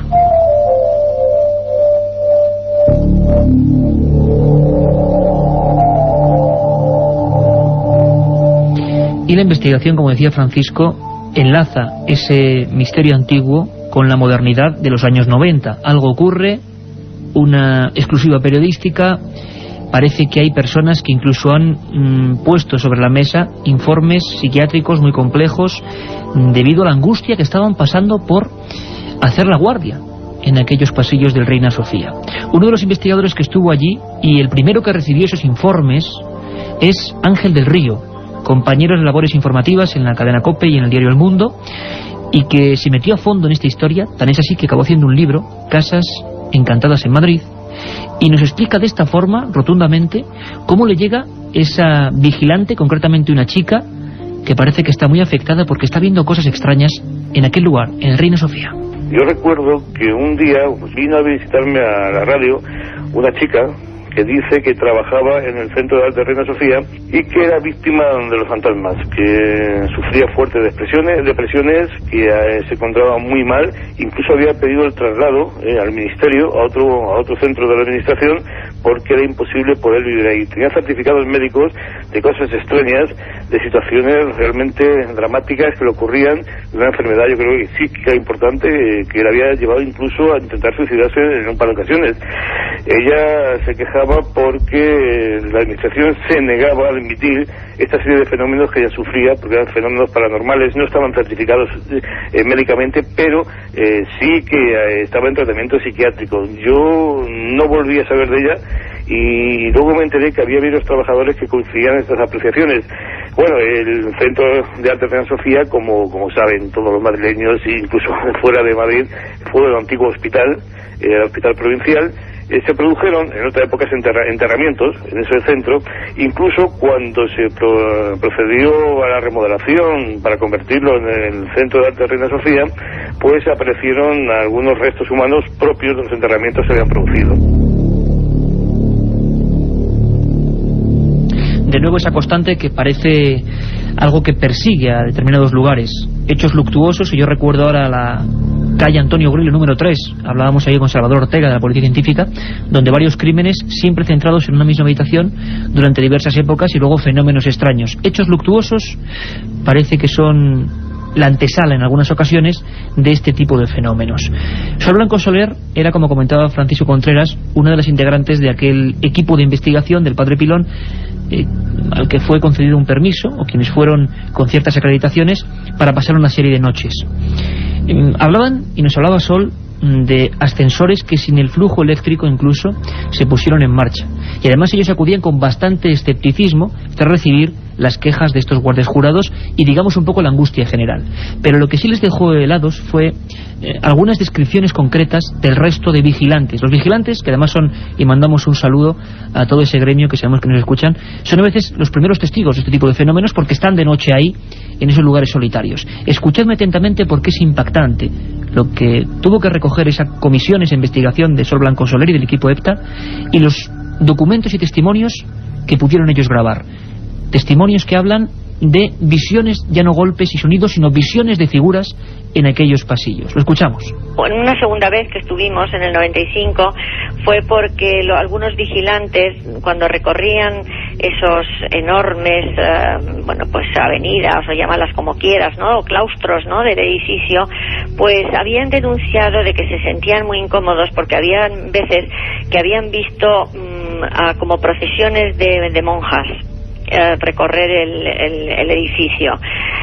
Eso, cuando fuimos en el 95, pues tenía también su razón de ser. El edificio tiene una carga de vivencias muy grande. Todo el mundo sabe que eso fue en sus inicios hospital de beneficencia, fue también psiquiátrico, más tarde fue, bueno, sitio donde había las prácticas de medicina, había por supuesto también depósito de cadáveres. Es decir, que ese edificio siempre ha tenido una carga emocional de tragedias, de sufrimientos, y por supuesto había una congregación religiosa en los inicios que se ocupaba del cuidado de los enfermos. Digno de una película de terror. Accidentes, muertes, congregaciones muy concretas y fenómenos extraños. Tenemos incluso, Carmen, en el siglo XVIII relación de accidentes o de muertes violentas y fantasmas ya de lo más escabroso o fuera de lo clásico, como es el de la calle Santa Ana, aquí muy cerca de aquí donde estamos en el estudio 1, ¿no? Y donde actualmente se sigue poniendo el rastro de Madrid. A principios del siglo XVIII surgieron numerosos testimonios que aseguraban que el fantasma de un hombre se paseaba por los tejados de esta calle y que incluso llegaba a entrar por las ventanas de alguna vivienda. La gente creía que se trataba de un curtidor de pieles que había muerto en esa calle en un accidente de carretas. Fenómenos antiguos, fenómenos dignos de ese Madrid de antaño. Y hay tiendas, hay lugares, hay establecimientos donde, bueno, pues se guardan estos enseres, los llamados anticuarios aquí en Madrid. Tiendas de antigüedades en otros sitios, aquí no sé por qué en Madrid se les llama anticuarios. Y hubo un caso espectacular, Francisco, tú acudiste allí rapidísimamente, lo viviste también en tus carnes. El baúl del monje se llamaba. ¿Qué pasaba allí? Bueno, salta a la luz a la opinión pública en febrero de 1999. La prensa y diferentes emisoras de radio dan la noticia de que en la calle Monasterio, Marqués del Monasterio número 11, en una tienda de anticuarios, hace poco entonces, año 99, has dicho. 99, hace 4 años. Ocurren fenómenos extraños, ¿no? La verdad es que 48 horas después de enterarme de la noticia estaba allí hablando con sus propietarios, con Ángela y con Noel, y la verdad es que me encontré un caso peculiar, distinto y quizás, si me permites catalogarlo, etiquetarlo así, romántico, ¿no? En Madrid tenemos fantasmas para todos los gustos. Artistas como los del Reina Sofía o los que hay en el Auditorio Nacional de Música. Supuestos fantasmas, claro. Supuestos fantasmas en el Reina Sofía o en el Auditorio Nacional de Música. Violentos y macabros como pueden ser los que ocurrían o aparecían en Vallecas. Y este es romántico. Romántico por el lugar donde supuestamente ocurren esta serie de fenómenos, ¿no? ¿Cómo es la tienda?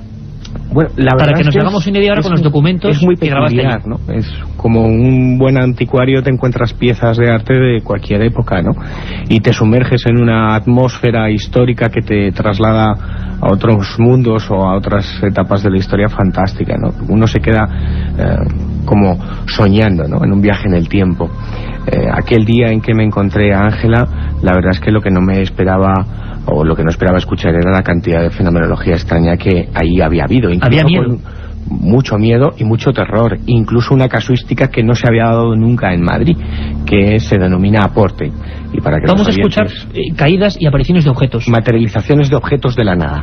Vamos a escuchar una cosa importante, tú lo grabaste ahí, pedimos como siempre disculpas porque son grabaciones no hechas para un programa, sino estando investigando en el lugar de los hechos.